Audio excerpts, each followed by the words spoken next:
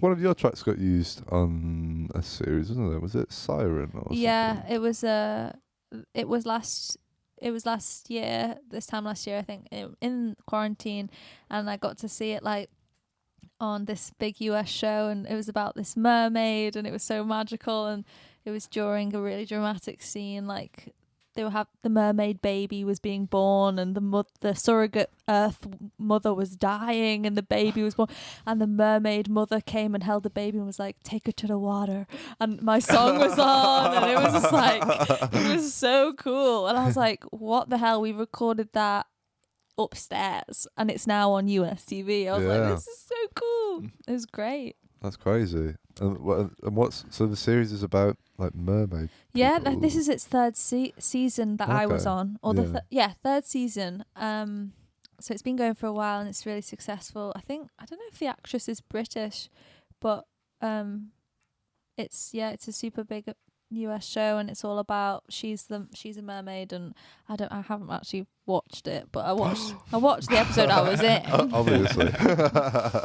But yeah, it was so strange because because obviously when you hear that that's going to happen, you don't know if they're going to just use the instrumental, if they're going to use 30 seconds of it, like a really small, really low minimal amount. And then when I saw it, I was like, wow, they use so much of it. And I thought they chose it because in the song there's this sort of very Irish feel of the violins sort of dueling in the middle of it, and I thought it had a fisherman-y vibe, and I thought that's why they chose it. Yeah. And they really didn't feature much of that. It was because of the lyrics, some of the lyrics in verse, so you just don't know why something pricks the people's, why it gets chosen. And I was really pleasantly surprised. It was so cool. Loved it. I loved it. I would love that to happen again, Yeah, so cool. that's awesome. We were saying to someone the other week that I'd love to have that job of being the soundtrack person for a film. Do you know what I mean? Some films just have spot on soundtracks. Yeah. But in particular that Sunshine, Eternal Sunshine of the Spotless Mind was just like, I don't know. It's such a skill to be able to like knit those things together, like beautiful imagery with just like the perfect sound, and it's almost like they're like meant for each other. Do you know what I mean? But that perfect marriage of imagery and sound is it's a beautiful thing. We were talking about the Joker then with the most recent Joker, and didn't they use a Frank song? Was it That's Life? And they repeated that, but it became so sinister in that film, and I just thought that was amazing how they made such a joyous old Frankie song into something so sinister, and I just thought, wow, whoever was behind that was pretty clever. It was a pretty smart choice. Yeah, it's great.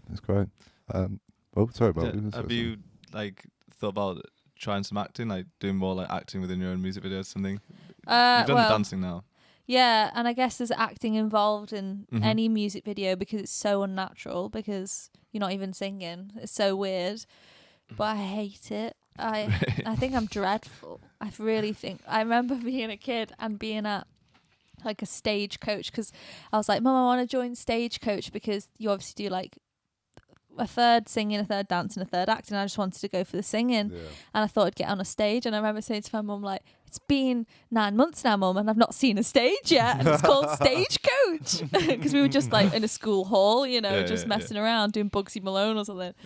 And I remember the first show. I think it was Bugsy Malone. I don't know why, but I remember I was a cheese. I was some type of cheese. There was like, we were like Wensleydale. I don't know. Was that to do with Bugsy Malone? I don't know. I don't know. Maybe it wasn't Bugsy Malone. You were a cheese. I was like, I don't know if I was Wensleydale or something. Okay. I was in a yellow t-shirt, basically. Right, so it wasn't high budget. Like cheese costume. And I remember the whole time, I just stood there like this with my I was just so awkward, and my mum was like, you were holding your, I was like, it was really sore, my arm was sore, I made an excuse like but I just didn't. I'm just not. I would love to be, because it would make everything easier, but I think I can only act in any way when there's music playing in the background.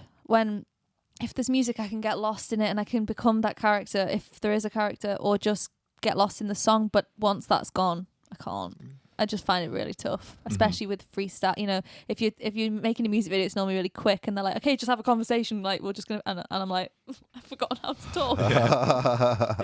Yeah, I'm not. I need some classes, I think. Yeah. Do you find that, like, I find that with you know, you're saying like needing music and stuff. Do you find that with do you feel like you need to have an instrument to feel comfortable? Like, are you comfortable just singing on your own?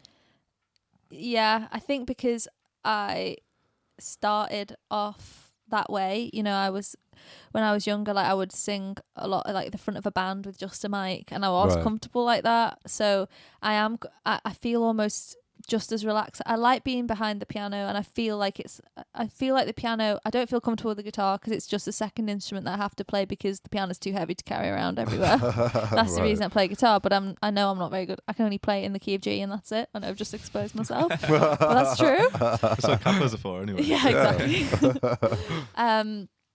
But yeah, so my piano feels like an extension of my fingers, you know, it feels like an extra limb, but I feel stuck behind it sometimes live because I feel like I hate sitting down, especially if it's if the gig's seated in a theatre or something and it suits that, but sometimes I just want to move and it feels a bit, I feel a bit stuck. Yeah, I know what you mean. I find it really uncomfortable not having any sort of instruments. Yeah. It's such a strange experience. It's terrifying, isn't it? It is. Guitar's like the crutch, just like, even better on drums. Yeah, as much distance as you can put exactly, that's between it, you and the audience. Yeah, it's true. I feel that with other musicians though. I feel as soon as there's somebody else on stage to vibe off, you're halfway there. So that makes such a difference. Yeah, definitely. Yeah, and it's the same with me, like being in front of a camera. Like, I absolutely detest it. But you've done it so much as well. And like, I know. Was that more when you started off? Well, because this, I don't think this really counts. Do you know what I mean? 'Cause it's like you're just having a conversation or whatever. Yeah. But yeah, I don't know. Like music video kind of thing. Do you like? Yeah, I find it weird. I don't know. As soon as it's the cold look of the lens. Do you know what I mean? Yeah, I think it helps if you know the person behind it. Yeah, like, definitely. If it's your mate or someone you're really close to and comfortable with, and you can say, "Hold on, I'm not feeling," or you can just act like a fool and not feel embarrassed about it. I think that helps. But if it's a stranger or someone you're not quite comfortable with, that's when it becomes a bit. Yeah, I know awkward. What you mean. And when they're getting real up close as well. It's like when you're playing guitar and they're like kind of coming up from like, back off, man. Yeah, and you always get the person that like looks down or like just like sort of darts their eyes at the lens. It's like, you bastard, you just ruined that shot. How dare you? How dare you do that? I feel like you're one of those people. Yeah, I imagine I probably am. You and James Bradshaw used to do that all the time, man. Yeah, but James is gorgeous, man. He's so handsome. God damn it. Thank you for listening. Be sure to subscribe to the podcast to catch up on new episodes every week. Also, check us out on our Facebook and Instagram at RecRooms, where you can find out about our other exciting music series. We also have this and all our other episodes of the podcast up on our RecRooms YouTube channel for your viewing pleasure. See you next time.